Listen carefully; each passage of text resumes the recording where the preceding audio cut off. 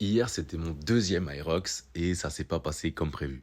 Si tu me suis déjà, tu sais que depuis quelques mois, mes entraînements sont plus orientés vers l'endurance parce qu'il fallait que je perde du poids et également parce que je préparais mon premier triathlon que j'ai réalisé il y a 15 jours. Forcément, comme je m'étais inscrit à l'Aerox de Maastricht, je savais que je devais également travailler l'intensité et ma résistance, même si ça c'était déjà un de mes points forts.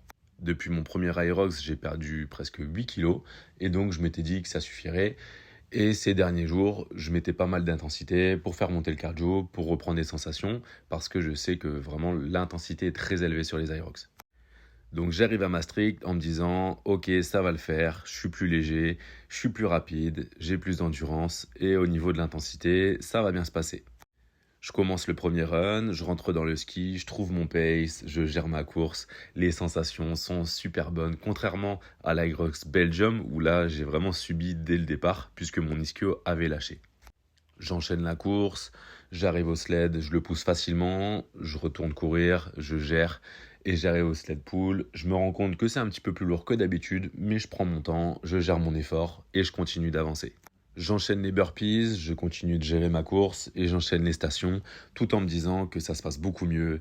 J'arrive à rigoler avec les personnes qui sont venues m'encourager, je prends du plaisir et vraiment je me sens bien sur cet Aerox. Je me dis que celui-là, ça y est, c'est bon, je vais exploser mon temps, je vais exploser mon chrono.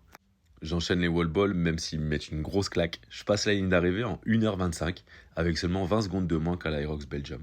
Ça me laisse un peu de doute, mais au final, je me dis que j'ai mis le même chrono, mais les sensations étaient bien meilleures. Et c'est aussi un signe de progression. Et je sais ce que je dois travailler pour le prochain, arrêter de m'éparpiller et vraiment me concentrer pour réaliser un chrono et être prêt pour le prochain Aerox.